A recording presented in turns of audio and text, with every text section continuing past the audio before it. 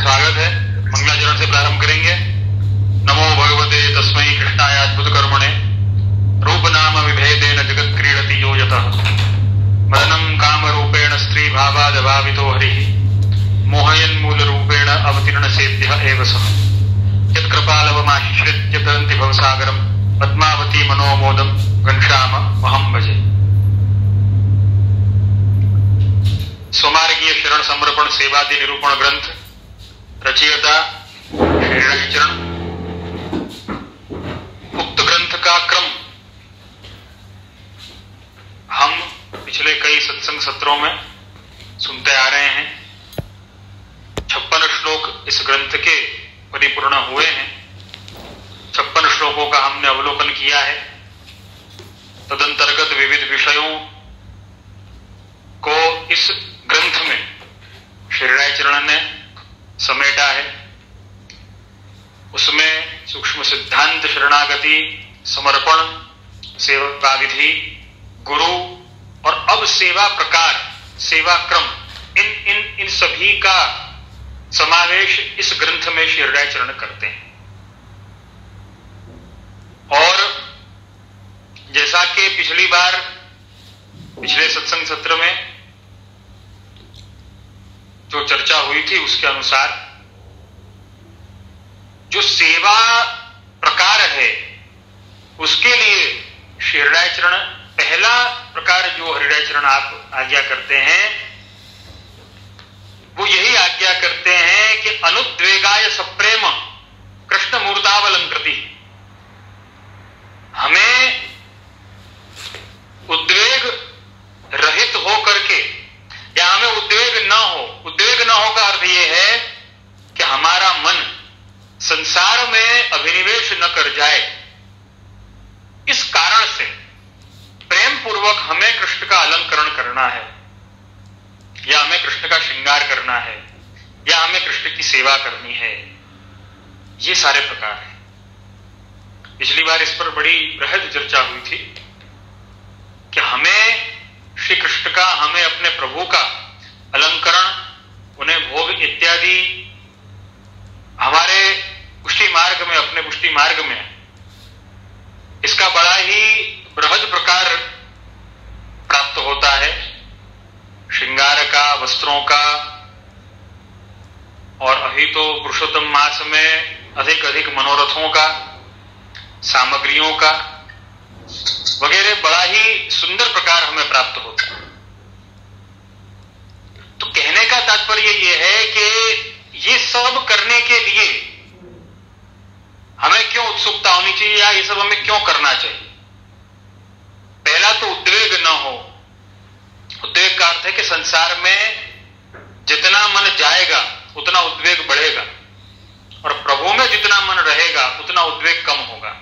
हमें ये विचार आता है बहुत सी बार कि इतने सारे श्रृंगार, इतने सारे प्रकार क्यों होंगे, लेकिन ये सारे प्रकार इसीलिए हैं कि ज्यादा से ज्यादा संसारी वस्तुओं को या संसार में जितनी उत्तम वस्तुएं हैं उन्हें हम कैसे प्रभु को अंगीकार करवाएं और प्रभु को अंगीकार करवाने पर उन वस्तुओं की या उन साधनों की एक ब्रह्मात्मकता या एक अलौकिकता सिद्ध होती है।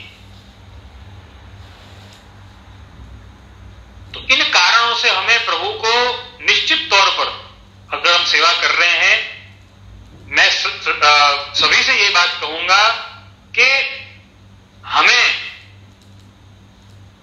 धर्म पर चलने के लिए तो वैरागी बनना है, लेकिन धर्मी के लिए, देखो धर्म के लिए वैरागी बनना है, लेकिन धर्मी के लिए, धर्मी माने कौन? कृष्ण, श्री प्रभु।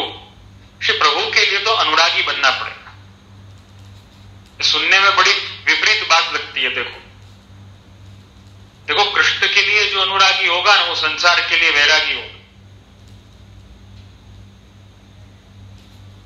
और कृष्ण में अनुरागी है इसलिए वो धर्म में वैरागी होगा। वो धर्म पथ पर चलने से वो घबराएगा।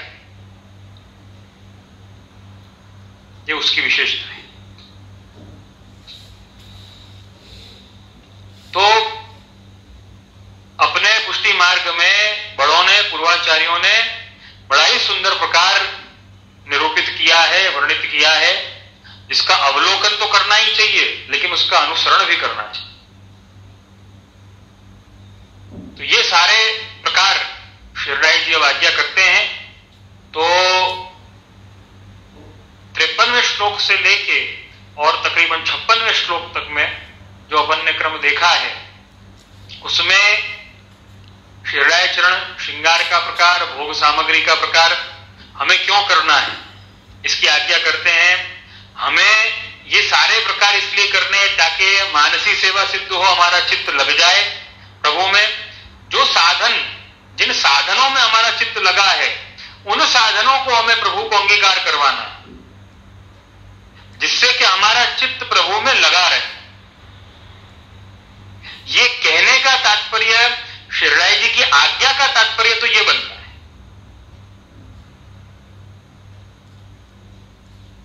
तनुवित्तजा सेवा का जो प्रकार सिद्धांत मुक्तावली में भी श्री महाप्रभु जी आज्ञा करते हैं, उसी का अनुसरण शिवराय चरण करते हैं।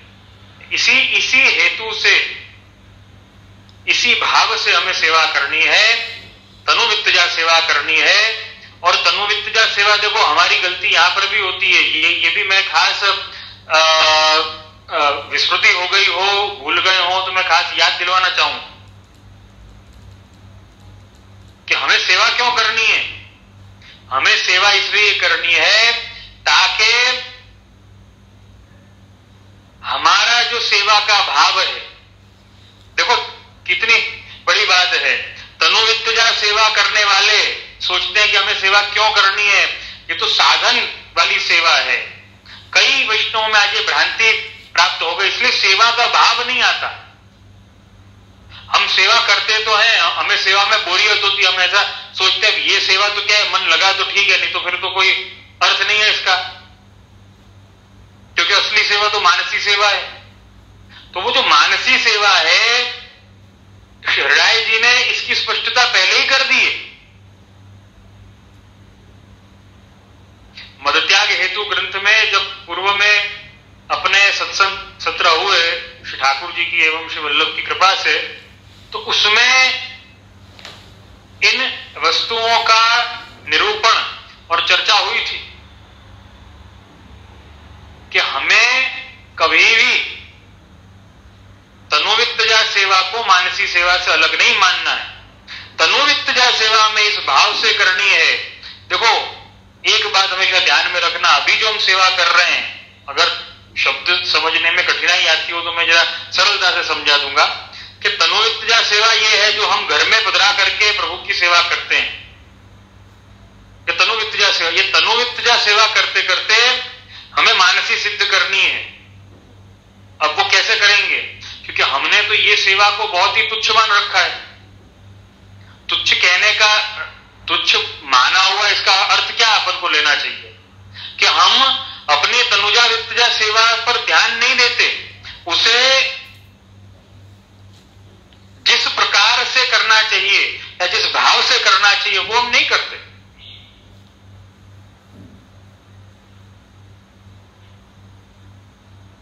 हम नाम देते हैं कि भाई कई सारी अड़चने हैं, अब संसार में क्या है कि सब कुछ चलता रहता है, तो बहुत सारी अड़चने हैं तो नहीं कर पाते, ऐसा नाम देते हैं। लेकिन हरिराय चरण क्या आज्ञा करते हैं कि ये तनुजा वित्तजा सेवा, ये साधनावस्था की सेवा जो है, वही सेवा फलावस्था में परिवर्तित होने वाली है। It is something like that कि अगर हमारा क्वार्टर फाइनल या सेमीफाइनल अगर ढंग से नहीं जाएगा तो फाइनल में वो टीम कैसे पहुंचेगी, या फाइनल में उसका परफॉर्मेंस कैसे अच्छा हो सकेगा। मूल रूप से समझाने का तात्पर्य ये कि हमारी तनुजा वित्तजा सेवा ही हम इतने ढीलेपन से करेंगे या बिल्कुल केयरलेस होकर के करेंगे तो हम मानसी सेवा तक कैसे पहुंचे। और सेवा में कोई अंतर नहीं पड़ रहा है, देखो केवल वो सेवा हमें सिद्ध अवस्था में ले जा रही है, इतना फर्क है। मानसी सेवा क्या है, मैं हमेशा समझाता हूं कि मानसी कोई करने का नाम नहीं कि हमने मानसी कर ली,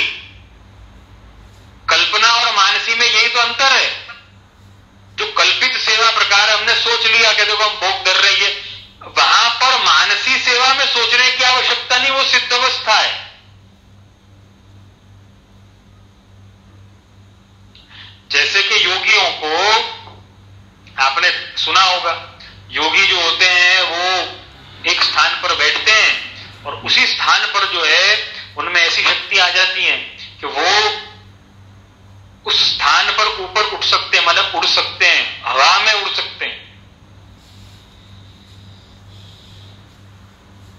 शायद कोई सीरियल में देखा हो या कहीं भी देखा हो, ऐसा क्यों होता है? उन्हें वो अवस्था सिद्ध हो चुकी है। अब अगर किसी पक्षी को उड़ना हो तो उसे पंख चाहिए, अब योगी को अगर उड़ना हो तो उसको क्या चाहिए? उसको सिद्धि चाहिए। अब हम कहें कि हमें भी सिद्धि प्राप्त हो जाए तो ऐसे तो हो नहीं सकती। अब पक्षी की तरह अगर पंख भी प्राप्त हो जाए तो भी हम तो नहीं उड़ पाएंगे। वैष्णव कहने का तात्पर्य कि ये मानसी अवस्था भी सिद्ध अवस्था है।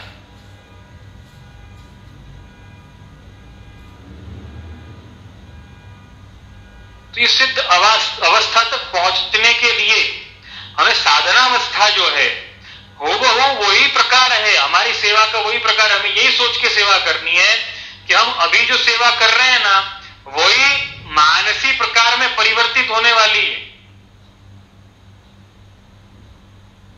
मुझे लगता है कि तब शायद हम अपने तनुजा वित्तजा सेवा प्रकार को लेकर के सीरियस हों, ऐसा मुझे लगता है।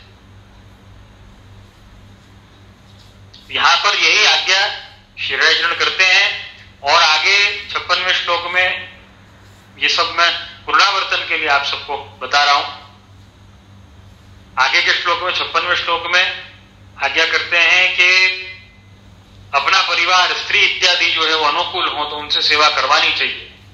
यद्यपि अनुकूल ना हो तो हमें स्वयं सेवा करनी चाहिए। और कितना सुंदर श्री गोसाई जी की विज्ञप्ति की यहां पर आज्ञा करी है, हे कमल लोचन, हमारे धराए हुए पदार्थ का भोग आपको करना ही चाहिए।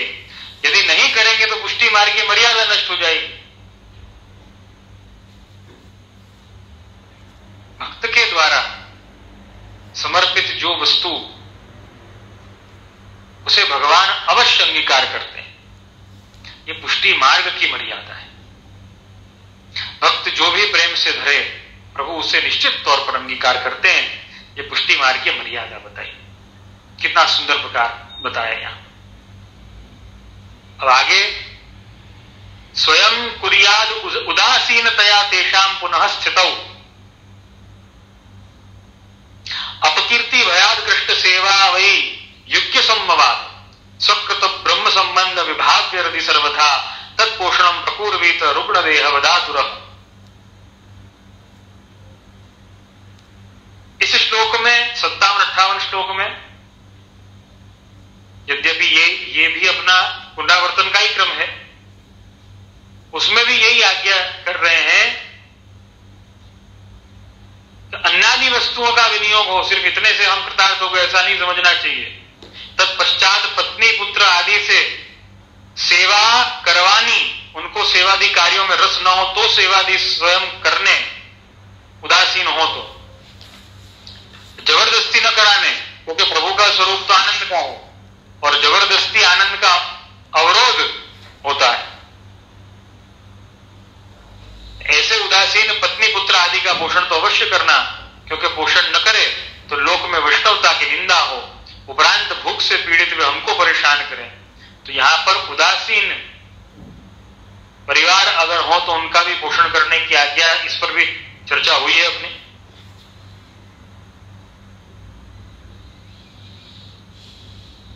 अब आगे के श्लोकों में, यद्यासुराः पृष्ठ सेवां कर्तुम न ददाति स्वतः तदा तेषां परित्यागः कर्तव्य इति निश्चयः। यदि वे आसुर हों और हमें कृष्ण सेवा न करने दें तो उनका परित्याग करना ऐसा निश्चय है। स्त्री आदि असुर भाव वाले हों, खुद सेवा न करें और हमें भी न करने दें तो ऐसे असुर का त्याग ही करना यह सिद्धांत है। ये बहुत बड़ी बात है। ये शायद हमें सुनने में बहुत विचित्र लगे, लेकिन यहां पर अपने पूर्वाचार्य जो हैं वो बहुत ही साहस से, साहस की तो तो आवश्यकता क्या, लेकिन हाँ एक भक्त के लिए, उसके हृदय के लिए, उसके भाव के लिए क्या उचित है, उसके लिए बहुत ही स्पष्ट आज्ञा। श्री महाप्रभु जी भी यही आज्ञा करते हैं और हृदयाचरण भी यही आज्ञा करते हैं। उदासीन अगर अनुकूल हो, देखो पहला स्टेप, अगर परिवार वाले अनुकूल हैं तो उनसे सेवा करवानी चाहिए। अगर अनुकूल होने पर भी सेवा नहीं करवाओ तो वो उचित नहीं। दूसरा स्टेप, उदासीन हो तो हमें उनसे सेवा नहीं करवानी चाहिए, लेकिन स्वयं सेवा करनी चाहिए। अब ये तीसरा स्टेप, आसुरी हूं, विरोधी हूं, अगर ये परिस्थिति है, आसुरी है, विरोधी, अगर ये परिस्थिति है, तब तो फिर हमको उनका परित्याग करना चाहिए, ऐसी आज्ञा हृदयाचरण करते हैं। अब ये परित्याग के अर्थ बहुत ही कई प्रकार से इसके अर्थ किए जा सकते हैं वैष्णव, ऐसा नहीं एक प्रकार ही मानना, हम कई प्रकार से इसके अर्थ कर सकते हैं। मैं इस अर्थ को ज्यादा व्यवस्थित मानता हूं कि परित्याग का अर्थ यह है कि उनमें अनासक्ति का भाव रखें। परित्याग का अर्थ हर एक परिस्थिति के लिए अलग अलग होता है, लेकिन अगर आज की परिस्थिति की अगर अपन चर्चा करते हैं तो आज की परिस्थिति में परित्याग का अर्थ जो मैं समझता हूं ये उचित अर्थ होगा, परित्याग का अर्थ अनासक्ति का भाव। अगर भगवदासक्ति हमें है, हम सेवा करना चाहते हैं लेकिन वो सेवा करने नहीं दे रहे, आसुरी हैं। देखो पहले के समय की बात एक अलग थी, आसुरी जो जीव होता था वो इतना भयंकर होता था। आज भी कुछ लोग होते हैं ऐसा नहीं कि नहीं होते, लेकिन वो परिस्थिति पर आधारित है। ऐसा नहीं कि हर आसुरी जो हो उसके लिए फिर परित्यागी करना मतलब घर बार छोड़ के निकल जाना, ऐसा नहीं। परित्याग का अर्थ यहां पर यह भी लेना कि अनासक्ति का भाव रखना है। अनासक्ति अगर हम रखते हैं तो इसका अर्थ ऐसा नहीं कि उनका पोषण बंद कर देना है। देखो ये बात खास समझनी,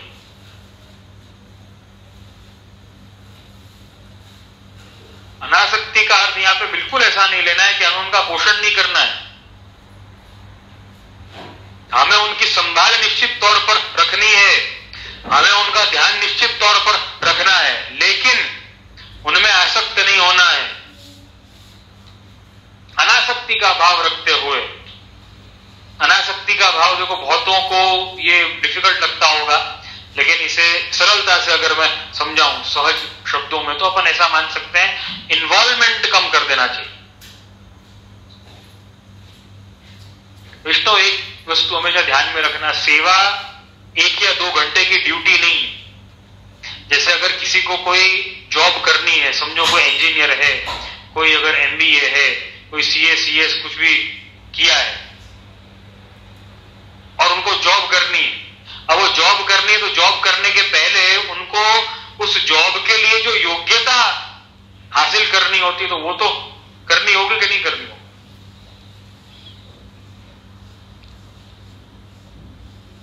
ऐसे ही अगर हमें 1-2 घंटे की सेवा करनी, अगर कोई ऐसा कहे कि देखो ये तो भाई MBA है, इनको कहां मेहनत होती, तो 6-7 घंटे जाते हैं, ऑफिस में बैठते हैं, बढ़िया अपनी कुर्सी पर बैठते हैं और काम करते हैं। उनको काम भी क्या, कुर्सी पर तो बैठना है, इनको काम होता कहां। अब वो कार्य जो कर रहा है उसे मालूम है कि कितना कार्य होता है, कितनी रिस्पॉन्सिबिलिटी होती है, कितनी जिम्मेदारी होती है।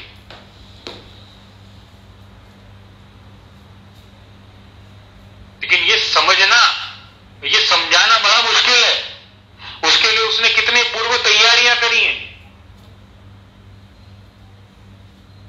विष्णु ऐसे ही सेवा में अगर हमको 1-2 घंटे की सेवा करनी है, देखो मैं सेवा कोई समय के बंधन में नहीं होती,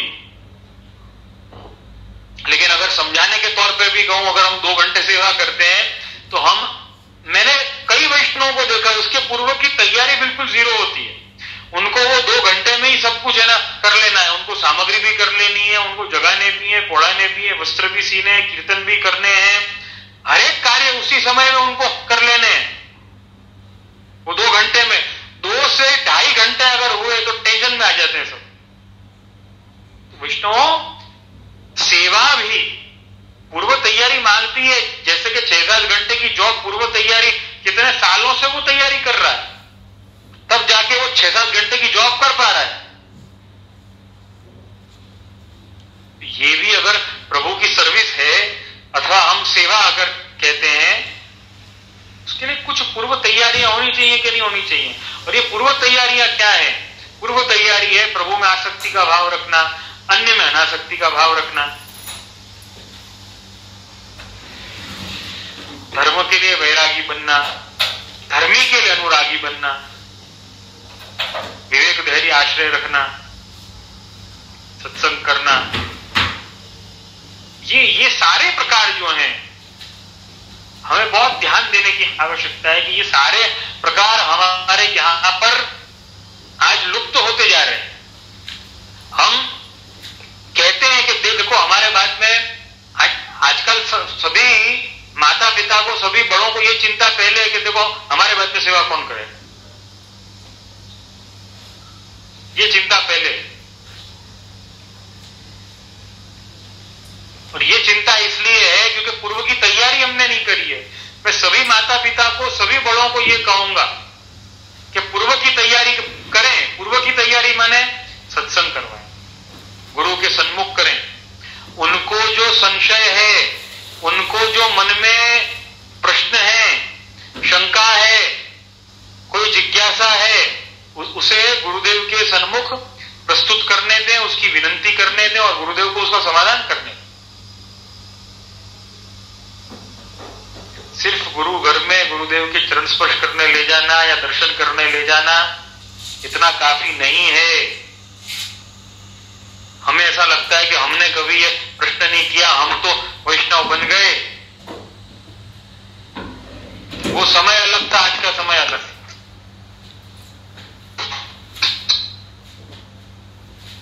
वैष्णव आज का समय ऐसा है कि कोई व्यक्ति किसी वस्तु के लिए मेहनत नहीं करना चाहता। एक दो जन की बात नहीं, सबकी बात है।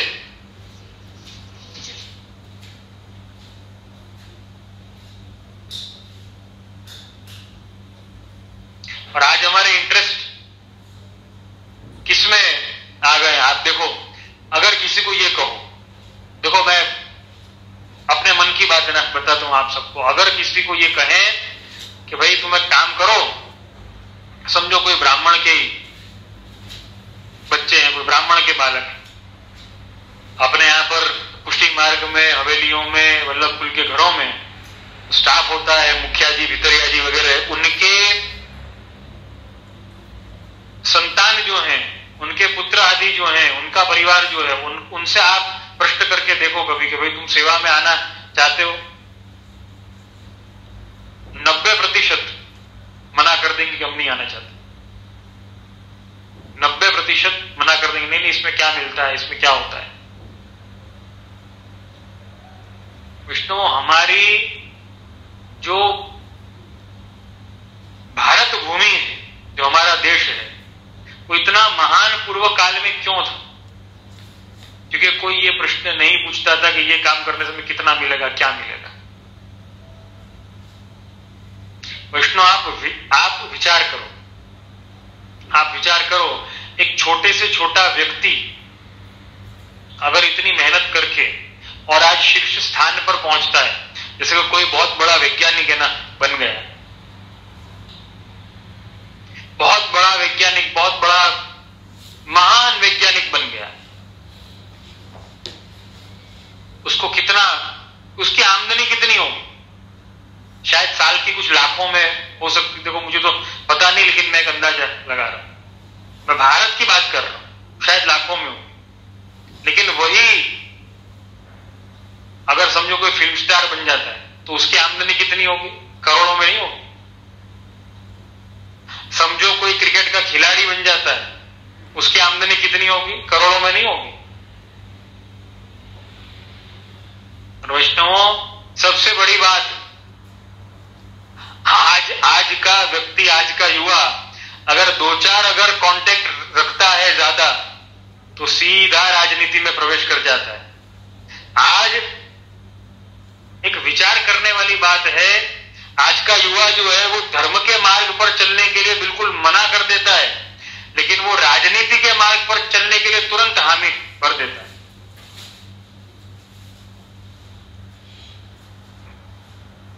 कोई राजनीतिक पार्टी अगर किसी को कोई पद ऑफर करे, कौन ऐसा है जो मना करेगा? बताओ, कौन ऐसा है जो मना करेगा? क्योंकि पावर है, पैसा है।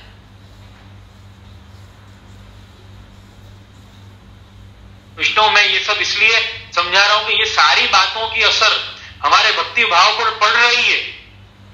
हम सत्संग नहीं करा पाते हैं या नहीं कर पाते, उसका कारण समाज में ये तीन चीज जो है इतनी तेजी से फैली हुई है, इतने भयंकर रूप से फैली हुई है।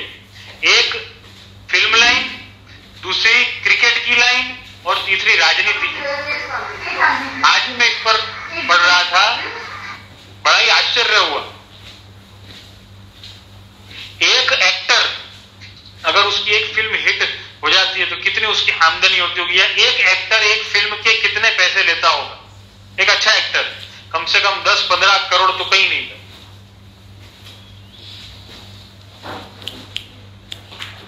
वहीं एक वैज्ञानिक जो है इतनी मेहनत करके ऊपर आया है, एक वैज्ञानिक जो है उसे साल की कितनी आमदनी होती होगी? एक क्रिकेट खिलाड़ी, उसकी आमदनी कितनी होती होगी? हम सब जानते हैं। एक राजनीतिज्ञ, उसकी आमदनी कितनी होगी? हम जानते हैं।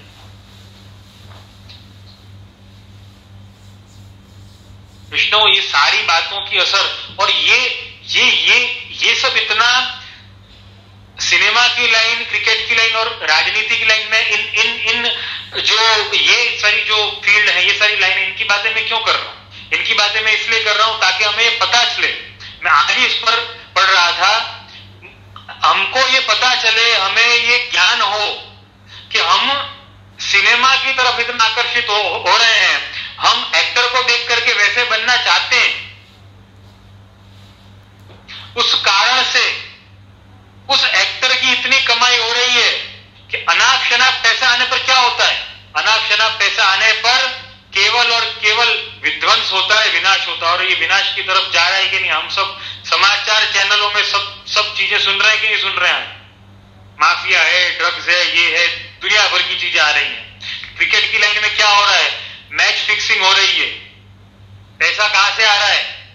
एक एक शॉट मारने पर, एक बॉल की बाउंड्री पार करवा दी बैट्समैन ने, वो 4 हो तो इतना मिलेगा, 6 हो तो इतना मिलेगा, आउट होने पर इतना मिलेगा। ये हम सुनते हैं कि नहीं? और सुनते क्या है, ये हकीकत है कि नहीं है?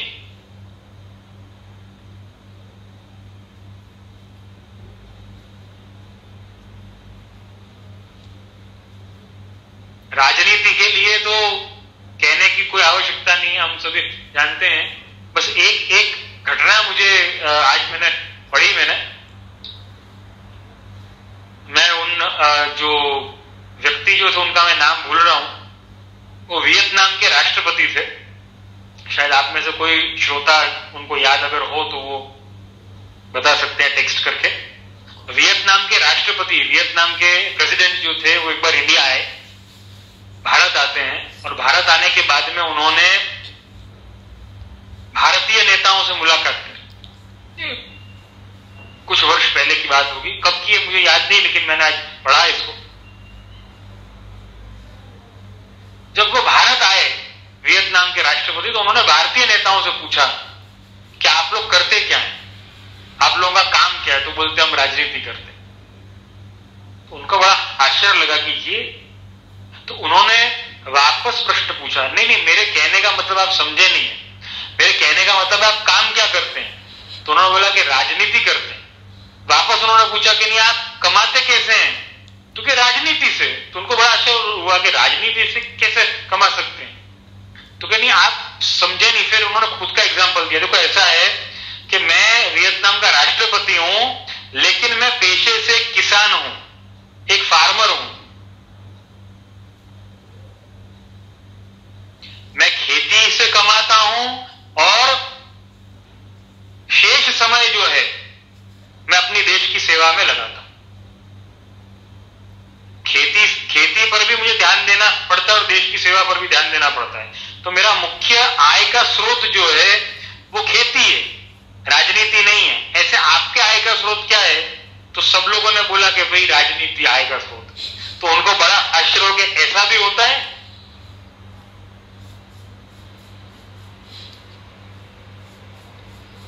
मतलब कहने का तात्पर्य यह है, राजनीति में आज का युवा राजनीति में आना चाहेगा कि नहीं चाहेगा? बिल्कुल आना चाहेगा, क्योंकि पैसा और पावर है। लेकिन अगर उससे कहो कि धर्म की लाइन में आना चाहेगा, नहीं आना चाहेगा? नहीं नहीं नहीं, नहीं, मैं तो धर्म की लाइन तो भूल जाओ, अपना पूछते नहीं, काम करने के लिए कई युवा तैयार नहीं होते।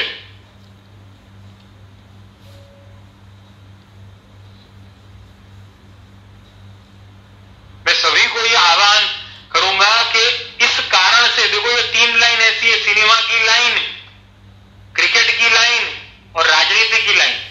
ऐसा नहीं कि इसमें अच्छे लोग नहीं होते, अच्छे लोग भी, ऐसा नहीं कि नहीं है, लेकिन औरों ने इतना सब घेरा हुआ है, बुरे लोगों ने, आसुरी तत्वों ने इन्हें इतना घेरा हुआ है कि इस कारण से हमारा देश पीछे जा रहा है। देखो आप एक बात का विचार करो, जब कोई युवा एक्टर बनना चाहेगा, क्रिकेटर बनना चाहेगा, राजनीतिज्ञ बनना चाहेगा, लेकिन वैज्ञानिक बनना नहीं चाहेगा, लेकिन धार्मिक बनना नहीं चाहेगा। ब्राह्मण का बेटा, ब्राह्मण का पुत्र आज ब्राह्मणत्व नहीं स्वीकारता है। मैंने कई ब्राह्मण के पुत्रों को देखा है, वो यज्ञोपवीत, वो जनोई नहीं पहनते। आज ये परिस्थिति खड़ी हो गई है। आप विचार करो, ऐसे देश का कल्याण कैसे होगा जिसमें बोलबाला माफियाओं का, ड्रग माफियाओं का है, मैच फिक्सिंग करने वालों का है और राजनीति में उतरने वाले गुंडों का है। ऐसे देश का अगर हम विचार भी करें तो धार्मिक उत्थान कैसे होगा? शायद हमारे जैसे आचार्य जो है वो बोल बोल के थक जाएंगे, तो भी कोई नहीं समझने वाला है। क्यों? क्योंकि इजी मनी कहां पर दिख रही है, पावर कहां पर दिख रहा है? राजनीति में दिख रहा है, सिनेमा में दिख रहा है, क्रिकेट में दिख रहा है। वैज्ञानिक कौन बनना चाहता है आप बताओ? एक सच्चा डॉक्टर कौन बनना चाहता है आप बताओ? सच बोलने वाला डॉक्टर कौन बनना चाहता है बताओ?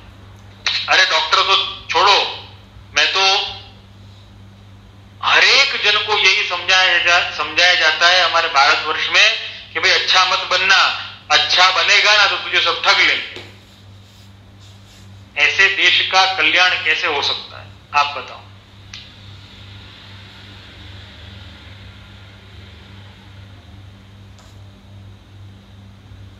राजनीति का क्षेत्र, गुंडागर्दी का क्षेत्र हम सब जानते हैं। क्रिकेट का क्षेत्र माफिया का क्षेत्र, सिनेमा का क्षेत्र माफिया का क्षेत्र है, गुंडों का क्षेत्र है। और इन्हीं का बोलबाला हो रहा, और इनका बोलबाला क्यों हो रहा मालूम है आपको? क्योंकि हम बिना सोचे समझे सिनेमा को देख करके और वैसा बनना चाहते हैं। बिना सोचे समझे हम क्रिकेट के ऊपर इतना पैसा डालते हैं, इतना पैसा डालते हैं कि जिसकी कोई हद नहीं।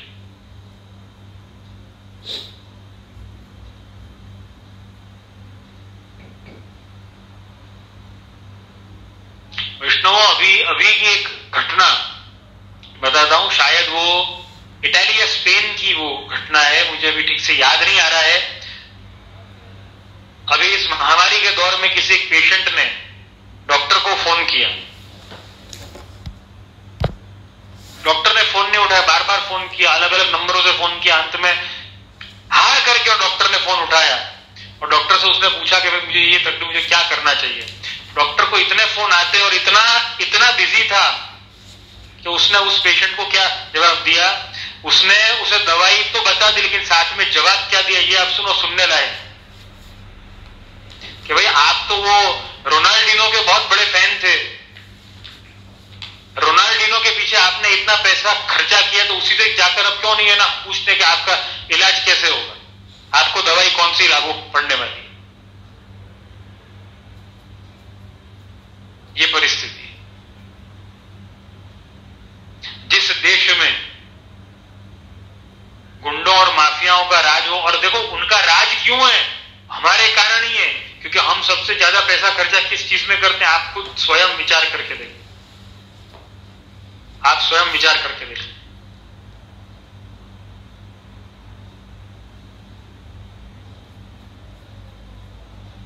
हमारी नेक्स्ट जनरेशन क्या बनना चाहती है, आप विचार करके देखना। अगर किसी को कहो बड़ा होके तू क्रिकेटर बनेगा तो बहुत बड़ा राजी हो जाता है, लेकिन अगर उसे ये कहो बड़ा होकर के तू धार्मिक बनेगा, तू ब्राह्मणत्व अपनाएगा, तू त्याग के पथ पर चलेगा, तू धर्म के पथ पर चलेगा, तो वो उसके माँ बाप उसे वहां से ले जाएंगे कि भाई ये कुछ उल्टी पट्टी इसको पढ़ा रहे हैं, इसको छोड़ो, इधर से लेके चलो। लेकिन वहीं उसे ना कहेगा अरे राजनीति तेरा तो राजयोग है, राजयोग सुनते ही अगर कोई किसी के बच्चे के विषय में, किसी के पुत्र के विषय में तेरा तो राजयोग है, तो वो तो राजा की तरह राजयोग आने के पहले ही, वो समय आने के पहले ही अपने आप को राजा मानने लगेगा, नहीं मानने लगेगा। विष्णु ये परिस्थिति है आज, हम सब जानते हैं इस बात को।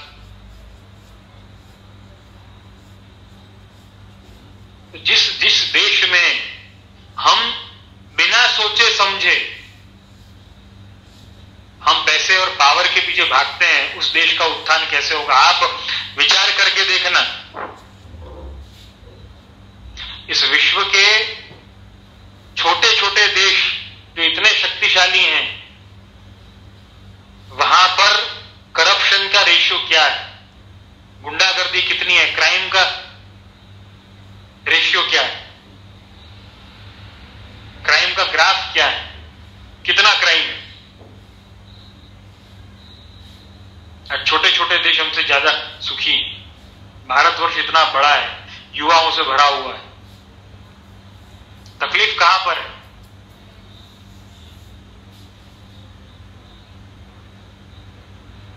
कोई त्याग नहीं करना चाहता। हम सभी ने पैसा और पावर जो है इतना ज्यादा देख लिया है कि त्याग की तरफ हमारा ध्यान नहीं जा रहा है, हमारा भोग की तरफ ध्यान जा रहा है। भोग हमें विनाश की ओर ले जा रहा है, त्याग हमें उत्थान की ओर ले जा रहा है, भोग पतन की ओर ले जा रहा है, लेकिन ध्यान पतन पर है, उत्थान पर नहीं आ रहा है। आंखें खुली हैं, दिख रहा है, तो भी अंधे बनकर बैठे हैं सब। इसका कारण क्या है? इसका कारण यही है कि हम सही संस्कार नहीं दे पाए। अगर किसी का बच्चा, किसी का पुत्र, किसी की पुत्री अगर सेवा पर ध्यान दे, अगर धर्म पर ध्यान दे, तो छोटेपन में, बचपन में तो उसे कोई कुछ नहीं कहेगा कि ठीक है बच्चा है, लेकिन 1, 10, 15 साल की उम्र का हो और तब सेवा पर ज्यादा ध्यान दे तो हर व्यक्ति उसे टोकने लगता है। અને આપણા ગુજરાતીઓનો ખાસ બધા કે ભગત નહીં બની જતો, ભગત નહીં બની જતો।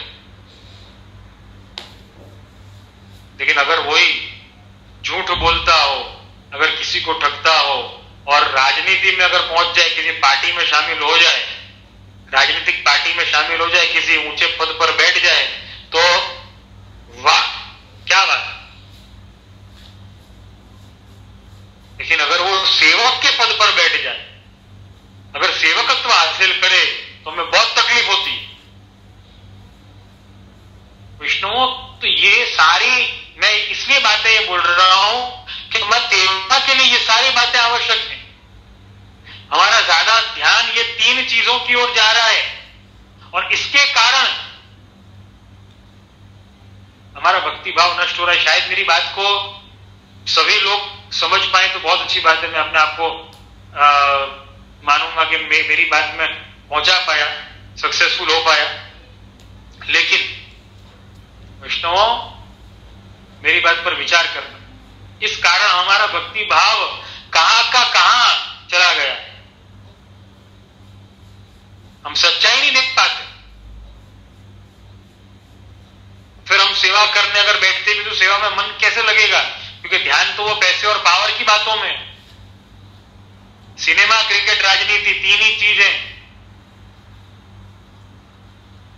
आप स्वयं इस बात पर विचार करें। यहां पर यही कह रहे हैं कि असुर हो। देखो, जिनका मन इन तीनों बातों में लगा हुआ है, उनके मन में पैसा और पावर, कीर्ति, यश के अलावा और क्या घूम सकता है?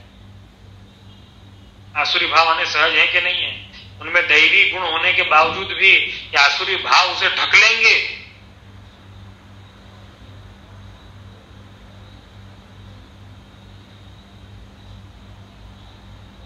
मैंने बहुत दिन पहले एक सुभाषित मैंने लिखा था, बेशक अपने बच्चों को BMW car, Audi car, Mercedes car दो, लेकिन सबसे पहले संस्कार दो। चाहे जो भी कार दो, लेकिन पहले संस्कार दो। बिना संस्कार के कुछ भी दिया हुआ वो तो व्यर्थ हो जाएगा, वो आसुरत्व को प्राप्त कराएगा। लेकिन संस्कार दिए और संस्कार के साथ में साधन दिए तो वो साधनों को, वो संस्कार प्रभु की तरफ लेकर के जाएंगे, उसकी ब्रह्मात्मकता सिद्ध होगी। वो संस्कार जो है वो प्रभु को समर्पित करवाएंगे साधनों को, और ऐसी तनुजा वित्तजा सेवा से ही मानसी सेवा सिद्ध होगी। विष्णु, भारत भूमि जो है, भारतवर्ष जो है, वो केवल भोग विलासिता का नाम नहीं है। यहां पर तो त्याग, यहां पर तो रस, यहां पर तो आनंद, कितनी दिव्य बातें हैं, कितनी दिव्य जीवन शैली है, कितने दिव्य विचार हैं, कितने दिव्य धर्म हैं, कितने दिव्य धर्म के सिद्धांत हैं। विष्णु, ये सभी तैयारी हमें करनी पड़ेगी, तब हमारी योग्यता सेवा के लायक बन सकेगी। मुझे आशा है ये मेरी बात को आप समझ गए होंगे कि हम आसुरावेश से कैसे दूर रह सकते हैं। धर्म को प्रोत्साहित करें, धर्मी के प्रति समर्पित रहें।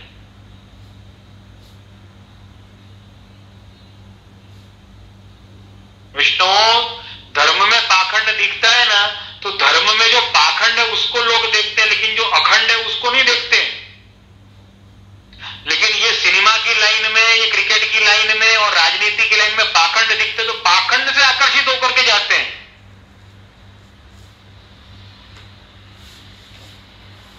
ये आश्चर्य की बात नहीं है। विष्णु, इन बातों पर ध्यान दें, अपने बच्चों को संस्कार दें कि नहीं, धर्म मुख्य है। जीवन में सब कुछ चलता रहेगा। देखो, हमारे एक के ऐसे विचार, अगर मैं समझता हूं मेरी इस बात को कोई एक जन भी समझता है तो बहुत अच्छा हो, लेकिन एक के बदलने से ये सिस्टम बदलने वाला नहीं, हम जानते हैं। लेकिन कम से कम एक भी कम तो हुआ, एक का विचार तो सुधरा।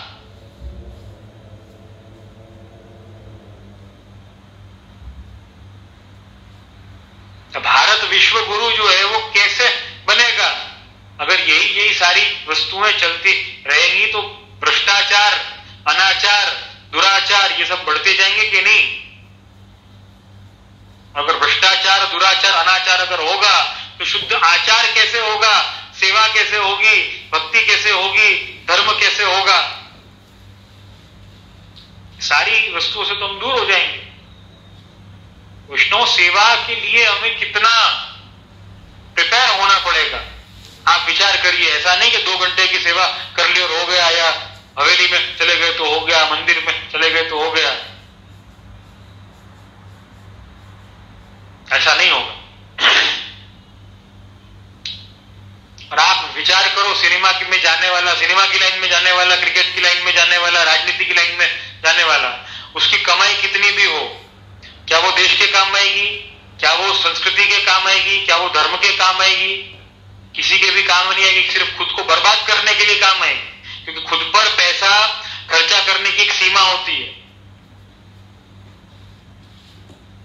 पैसा खर्चा कारों पर किया जा सकता है, संस्कारों पर कब करेगा व्यक्ति? जब वो धर्म के पथ पर चलेगा, धर्म को समझेगा। तो इन बातों पर अवश्य ध्यान। आगे, भक्ति मार्गे न वस्तव्यम भक्तैहि सह सर्वथा अंगीकृत्यापि च स्मार्त वर्जनम भक्ति मार्गे भी धर्मशास्त्रास्तु बलवत् भक्ति शास्त्रम इति स्थिति। भक्ति मार्ग में नियम है कि जो भक्त न हो उनके साथ कदापि भक्तों को न बसना। श्रुति स्वीकृत धर्म का त्याग भक्ति मार्ग के जनों को करना पड़े तो भी वह करना, क्योंकि धर्मशास्त्र से भक्ति शास्त्र बलवान है, ऐसी मर्यादा है। मनवादी प्रोक्त शास्त्र से भी भक्ति शास्त्र बलवान होने से भक्ति मार्गियों को स्मार्त धर्मों का त्याग करना। वृद्धौ च माता पितरौ शिशून् पुत्रान् स्त्रीः स्त्रियः अप्यनर्थ शतम कृत्वा भर्तव्या मनुरब्रवीत। अर्थात एक बार अनीति करनी पड़े तो करनी, परंतु वृद्ध माता पिता, छोटे बच्चे और सती पत्नी इतने का पेट तो भरना। इस प्रकार का स्तुति प्रतिपादित धर्म स्मार्त धर्म और प्रतिकूल पत्नी आदि का त्याग भक्ति मार्ग के धर्म। इस भक्ति मार्ग के धर्म का पालन करने में स्मार्त धर्म की रक्षा नहीं होती तो क्या करना?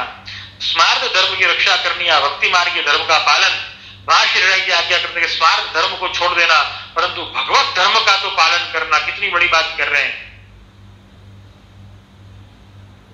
जब भी हमारे सामने प्रश्न खड़े हों कि भक्ति मार्ग को श्रेष्ठ मानना या स्मार्त धर्मों को, स्मार्त माने स्मृति परक जो धर्म है उनको, यहाँ पे स्मृति वचन भी दिए हैं। वृद्धौ च माता पितरौ शिशून् पुत्रान् सती स्त्रियः अप्यनर्थ शतम कृत्वा भर्तव्या मनुरब्रवीत्।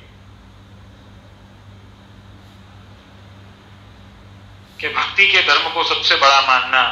वहां पर हो सकता है शास्त्र धर्म को, स्मार्त धर्म को, खास करके स्मार्त धर्म को, शास्त्र माने वेद धर्म को तो कोई हानि पहुंचती नहीं है, लेकिन स्मार्त धर्म को हो सकता है कि भक्ति के धर्म में और स्मार्त धर्म में यूं कहा कि अनीति करनी पड़े तो करनी, परंतु वृद्ध माता पिता, सती पत्नी और छोटे बच्चों का पोषण जरूर करना, अनीति करके भी करना, ऐसा श्रुतियों में लिखा है।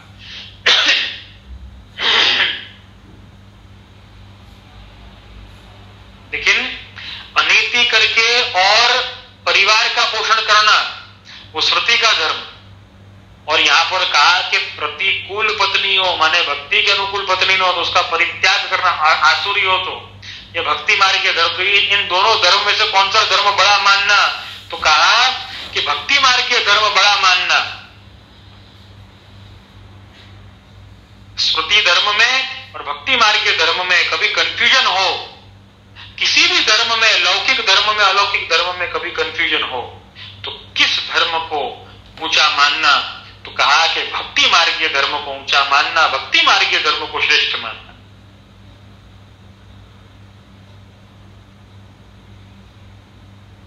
कितनी सुंदर बात और आज्ञा करते हैं कि ये भक्ति मार्ग की मर्यादा है कि भक्त अभक्त के साथ कभी निवास नहीं करता, अभक्त के साथ कभी नहीं रहता। उसकी रुचि ही कुछ ऐसी हो जाती है, उसका भाव ही कुछ ऐसा हो जाता है कि वो अन्य जो भक्त नहीं है उनके साथ में वो रह ही नहीं सकता। तो भक्ति का धर्म पहले मानना, श्रुति के धर्म भी नहीं मानना। अगर भक्ति का धर्म उसका बाद होता हो, देखो भक्ति मार्ग के धर्म का बाद हो रहा है तो श्रुति धर्म को भी नहीं मानना है, ऐसी आज्ञा श्री हृदय करते हैं।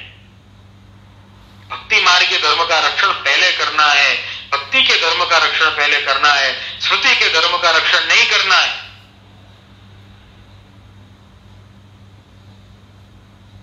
प्रतिकूल है, आसुरी है तो परित्याग हो सकता है। यद्यपि श्रुति वचन है कि कभी त्याग नहीं करना, उनका पोषण करना, स्त्री का पोषण करना, वृद्ध माता पिता का करना, छोटे बच्चों का करना, लेकिन भक्ति मार्ग के धर्म क्या है? देखो मेरे कहने का तात्पर्य आप सब समझ गए होंगे। परित्याग का यहाँ पे अनासक्ति का भाव है। ऐसा नहीं कि घर बार छोड़ के और उनको या तो उनको घर के बाहर निकाल करके और अपन रहो, आराम से सेवा करो, ऐसी आज्ञा नहीं करी। परित्याग मतलब अनासक्ति, अनासक्ति का भाव रखते हुए और उनका परित्याग करना है। परित्याग इसलिए ताकि हमारा मन प्रभु में लगे, हमारा मन सेवा में लगे, इसलिए अनासक्ति का भाव रखना है। और 61वें श्लोक में चित्तम हरौ प्रतिष्ठाप्य वृत्ति यत्नम न कार्ये वृत्ति यत्नम च कार्य। चित्त श्री हरि में रखकर वृत्ति पाने के लिए प्रयत्न कराना, अपना जो व्यापार आदि उद्यम चल रहा हो उसके लिए स्वयं प्रयास न करते हुए अन्य से यत्न कराना और अपना चित्त श्री हरि में रखना। कितनी गजब की बात ये लिख दी है कि हमारी वृत्ति के लिए, हमारे व्यापार के लिए हमें क्या करना चाहिए? हमें मेहनत जो है, मेहनत तो हमें करनी चाहिए, लेकिन हमें वृत्ति मिले, हमें काम मिले, उसके लिए दूसरे को काम है ना सौंपना चाहिए। खुद का मन तो हरि में रखना चाहिए। अगर खुद का मन, देखो क्या होता है, मेहनत से ज्यादा नीति निश्चित करने में, क्योंकि व्यापार में, धर्म में, व्यापारी जो धर्म जो है उसमें व्यापारी धर्म ही ये है कि धर्म से विपरीत सारे सिद्धांत चलते हैं। उसमें अधर्म करना पड़ता है बहुत सी बार। अधर्म को प्रोत्साहित नहीं करना, धर्म में रुचि रखना, प्रभु में भक्ति भाव रखना, प्रभु में प्रेम रखना, और वो वृत्ति में मन मत लगाना, सेवा में मन लगाना। वृत्ति में मन लगाने के लिए अगर किसी और व्यक्ति के पास में अपना कार्य करवाना पड़े तो करवाना, लेकिन प्रभु से मन न हटाना। बहुत सूक्ष्म सूक्ष्म छोटी छोटी बातें श्री राज आज्ञा करते हैं, बड़ी सुंदर बातें हैं। इन बातों को निश्चित तौर पर हमें याद रखना चाहिए, निश्चित तौर पर इनका ध्यान रखना चाहिए।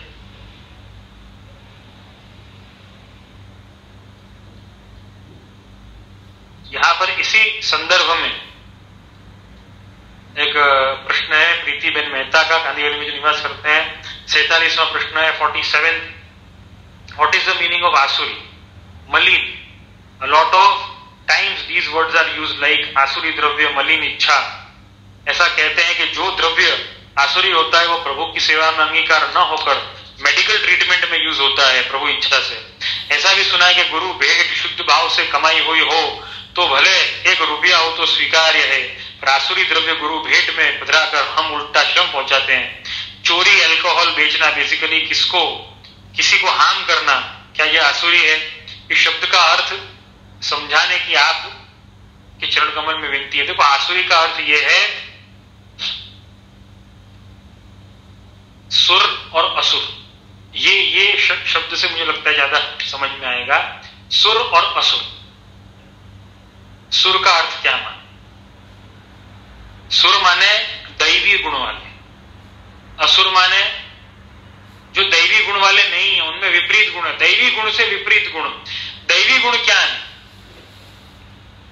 दैवी गुण परित्याग की भावना, विवेक की भावना, आश्रय की भावना, धैर्य की भावना, सबका भला, सब सुखी हों, ऐसी भावना, ये दैवीय गुण। ये मैंने कुछ एग्जाम्पल दिए हैं। इससे विपरीत जो सारे गुण हैं वो सारे आसुरी, वो सारे आसुरी भाव। मलिन इच्छाएं क्या है? मलिन इच्छाएं माने ये है कि जो किसी को तकलीफ पहुंचाती हो, जो किसी का नुकसान करती हो, जो किसी का बुरा करती हो, उसे मलिन इच्छा, उससे बुरी इच्छा, उसे गंदी इच्छा कहा जाता है, उसे मलिन कहा जाता है। तो यहां पर आसुरी द्रव्य होता है वो प्रभु सेवा में अंगीकार न होता, मेडिकल ट्रीटमेंट में यूज होता है। देखो ऐसा है, मेडिकल ट्रीटमेंट में यूज होता है वो आसुरी द्रव्य ही है। ऐसा बड़ों ने, भगवदियों से अपन ने सुना है, लेकिन उसके पीछे का एक बहुत बड़ा तात्पर्य, उनका भाव ये है कि देखो प्रभु में अंगीकार नहीं हुआ और ये मेडिकल ट्रीटमेंट में गया, क्योंकि उनका जीवन ऐसा था कि सभी साधन वो प्रभु सेवा में अंगीकार होते थे। अब हमें क्या लगता है मालूम है, हम सेवा में तो कोई खास कुछ अंगीकार करवाते नहीं, क्योंकि सबकी एक ही प्रॉब्लम है, आ कोण करसे, माराथी नहीं था, आम नहीं था, तेम नहीं था। इसलिए क्या है, द्रव्य बचा करके रखते हैं। लेकिन वो द्रव्य में आसुरी नहीं लगता, वो द्रव्य हमें प्रभु को अंगीकार नहीं हो रहा है, ऐसा कोई विचार भी नहीं आता। लेकिन जब वो मेडिकल ट्रीटमेंट में जाता है और बिल भरने की बारी आती, तब आता है विचार के तो कोई आसुरी द्रव्य ही होगा, इसलिए मेडिकल में गया। अरे लेकिन जब तक मेडिकल में नहीं गया था तब तक तुमने ठाकुर जी को अंगीकार कहां करवाया इसको? फिर हम कह देते अरे ठाकुर जी की इच्छा होगी, अंगीकार नहीं करवाना होगा, इसलिए तो इसमें गया। शायद ठाकुर जी को अंगीकार करवा दिया होता तो ब्रह्मात्मकता सिद्ध हो गई होती, उसकी अलौकिकता सिद्ध हो गई होती, उसकी तो आवश्यकता नहीं पड़ती मेडिकल ट्रीटमेंट की। ऐसा हो सकता है, लेकिन ये विचार हमको नहीं आता है। हमको हमेशा उल्टे विचार आते हैं। देखो यहां मेरा पैसा गया, आसुरी होगा, अरे लेकिन उसको दैवी बनाने का प्रयत्न कब किया? एक बार भी नहीं किया।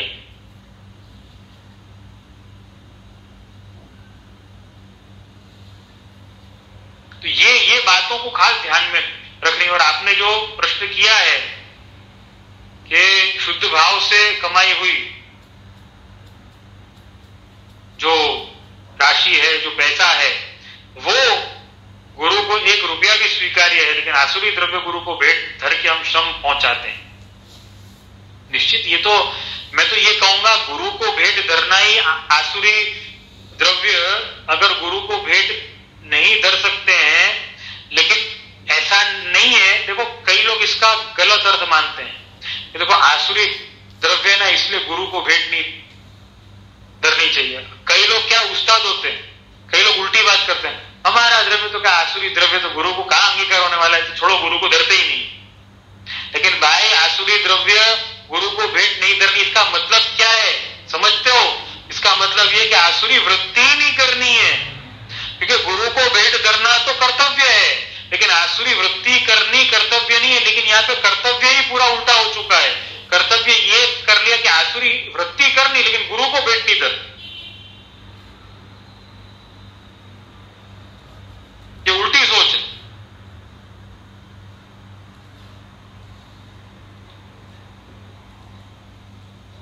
तो ये इन कुबुद्धियों से, इन कुविचारों से हमें बाहर आने की आवश्यकता है। देखो ये कुबुद्धि सूझती कहां से? ये आश्चर्य की बात, ये कुबुद्धि है। कई लोग तो इतना होशियार होते हैं, हाँ ठाकुर जी में अंगीकार कर रहे हैं, ठाकुर जी की इच्छा ही नहीं होगी इसलिए हमारा द्रव्य तो आसुरी, क्या करें हम तो आसुरी द्रव्य कमाते हैं। अरे तो क्यों कमाते हो, छोड़ते क्यों नहीं हो? लेकिन बस वही है, 3 फील्ड की जो मैंने बात करी, सिनेमा, क्रिकेट और राजनीति, सब में राजनीति घुस गई है, सब में सिनेमा एक्टिंग घुस गई, और सब में सब दुनिया की, संसार की, जीवन के हर एक वस्तु में खेल घुस गया है। राजनीति घुस गई है, एक्टिंग घुस गई है, नाटकीयता मतलब घुस गई। ये केवल ये 3 फील्ड की बात नहीं, हमारे जीवन की भी बात है। आसुरी वृत्ति होनी बहुत आम बात है, ये तो निश्चित बात है। विष्णु भक्ति भाव के लिए अपनी भक्ति को वैल्यू करें। मैं हमेशा इस बात को कहता हूं, हम भगवान को जितना वैल्यू करते हैं उससे अधिक अपनी भक्ति को वैल्यू करेंगे ना, तो हम भगवान के अधिक निकट पहुंच जाएंगे। अपनी भक्ति को वैल्यू करिए, अपने भक्ति भाव को वैल्यू करिए, इसे एक धन की तरह संभाल के रखिए। नहीं मेरा धन है, प्रभु ने ये मुझे, इससे बड़ा धन मुझे क्या मिल सकता था कि मुझे भक्ति भाव का दान कर दिया। इसे धन की तरह पोषित करें और सुरक्षित रखें। आज के सत्संग सत्र के लिए इतना ही। आप सभी के फीडबैक, सुझाव, शिकायत और प्रश्न हमेशा स्वागत योग्य और मेरे मनोबल को बढ़ाने वाले हैं। पुरुषोत्तम मास में पूर्ण पुरुषोत्तम अपने माथे, अपने स्वगृह में विराजमान आप सभी अपने श्री प्रभु को खूब खूब लड़ाते ही होंगे और लड़ाते रहें। इस पावन पवित्र पुरुषोत्तम मास की आप सभी को शुभकामना, शुभाशीष दे रहा हूं। प्रभु को खूब खूब लड़ाते रहें और आनंद करते रहें। और यद्यपि इसी पुरुषोत्तम मास की कुछ व्यस्तताओं के कारण अब सप्ताह में एक दिन माने मंगलवार को रात्रि को 10 बजे सत्संग सत्र होगा, ये पहले ही ये घोषणा तो कर ही चुके हैं, लेकिन आप सभी को ध्यान में रहे इसलिए सभी से अभी ये कह रहा हूं मैं। तो आश्रय के पद का गान करेंगे और विराम करेंगे। दृढ़ चरणन केरो भरोसो, दृढ़ चरणन केरो, श्री वल्लभ नख चंद्र छटा बिन, सब जग माझ नेरो भरोसो, दृढ़ चरणन केरो, साधन और नहीं या कली में जासू हो ये निर्भेमो, सूर्य कहाँ कहे विविध आधरो, बिना मोल को चेरो